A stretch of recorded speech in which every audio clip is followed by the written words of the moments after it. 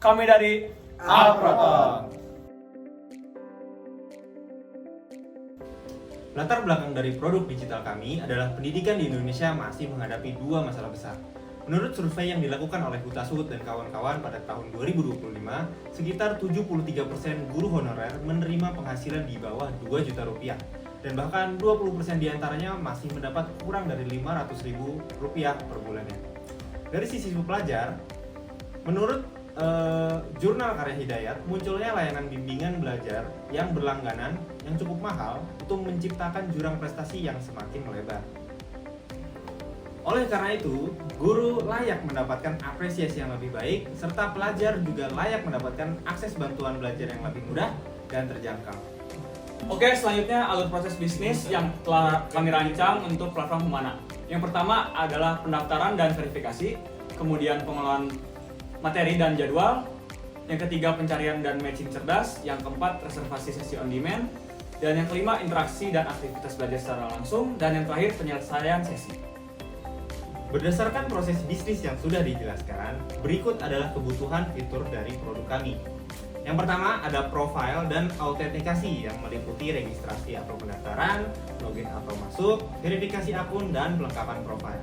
Selanjutnya ada fitur inti yaitu booking dan learning, meliputi akses daftar materi, memesan sesi belajar dengan guru, hingga pembatalan jadwal dan integrasi dengan kalender smartphone.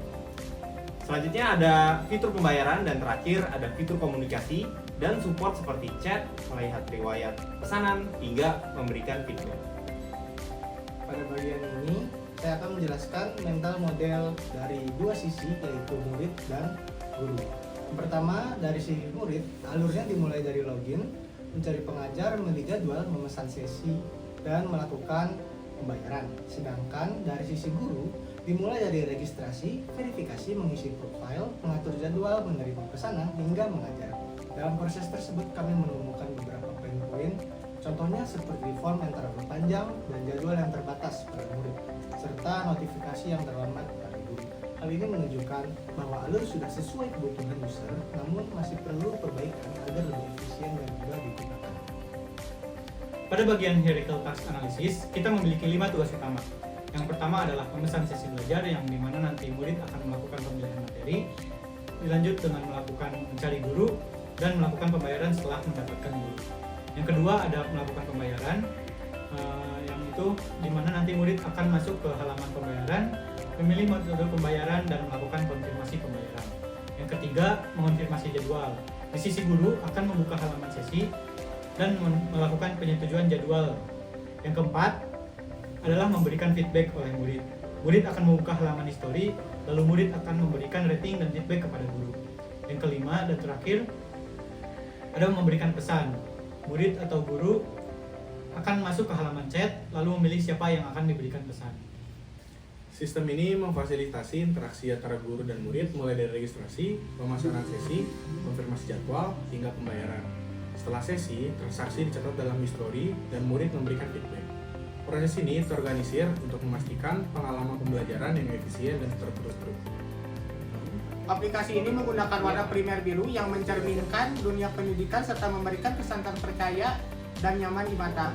Warna sekunder merupakan warna hijau dipilih untuk menghadirkan suasana yang stabil dan menenangkan agar pengguna merasa santai saat berinteraksi.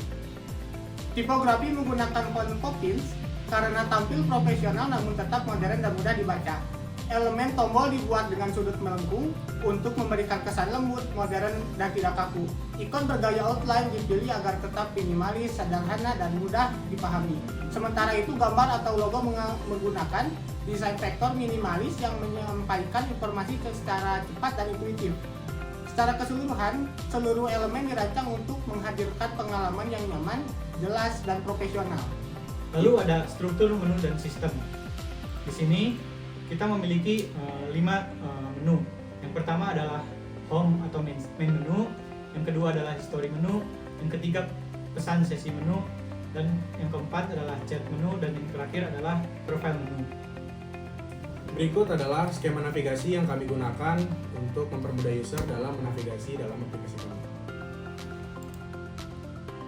Selanjutnya, Tipe window yang kami pilih, kami sesuaikan dengan kebutuhan setiap fungsi agar pengguna nyaman menggunakannya. Sebagai contoh, di halaman daftar dan masuk itu kami buat sebagai primary window karena halaman tersebut adalah pusat dari aktivitas pengguna sebelum menggunakan aplikasi, ya kan? Lalu detail pembayaran yang merupakan secondary window karena detail pembayaran bukanlah pusat aktivitas tapi informasi tambahan sebagai user gitu. Lalu selanjutnya mungkin kita bahas pop-up notifikasi yang merupakan dialog box ya, karena user perlu tahu hal atau informasi tersebut tanpa mengganggu halaman utamanya, jadi pop-up gitu, sebagai dialog box. Dan ada banyak window-window lainnya, untuk detailnya kami akan bahas di simulasi nanti. Lalu ada perangkat interaksi output dan input. Kita memiliki 4 interaksi. Di sini adalah code profile, yang kedua adalah booking and learning, yang ketiga ada payment, dan yang keempat adalah communication and support. Yang pertama ada authentication and profile.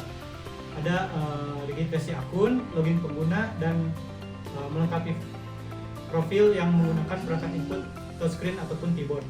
Dan ada verifikasi akun yang menggunakan perangkat inputnya touchscreen. Lalu yang kedua ada booking and learning, di mana ada akses daftar materi, melihat jadwal pengajar, memesan sesi belajar, mengonfirmasi jadwal, membatalkan jadwal, dan integrasi kalender, yang dimana semuanya merupakan perangkat input touchscreen. Yang ketiga ada payment, yaitu melakukan pembayaran yang menggunakan touchscreen, dan outputnya adalah layar dan merupakan notifikasi.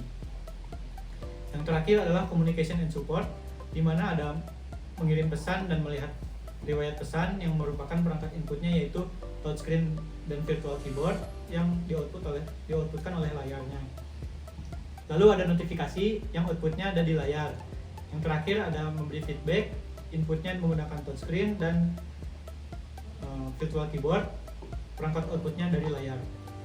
Pemilihan objek kontrol difokuskan pada kemudahan, kejelasan aksi, dan meminimalkan kesalahan.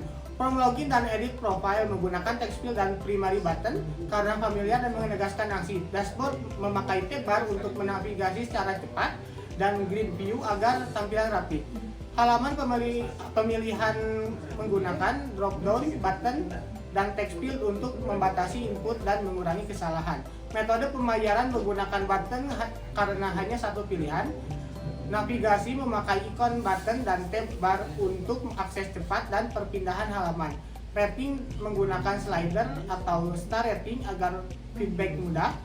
Detail pemesanan dan konfirmasi memakai primary dan secondary button untuk membedakan aksi. Jadwal aktif dan history menggunakan button untuk akses cepat. Profil memakai icon button, sedangkan edit profile menggunakan text field dan button untuk input dan konfirmasi. Pada bagian ini, kami memperbaiki beberapa teks UI kami. Tujuannya agar lebih mudah dipahami oleh user dan juga agar user friendly.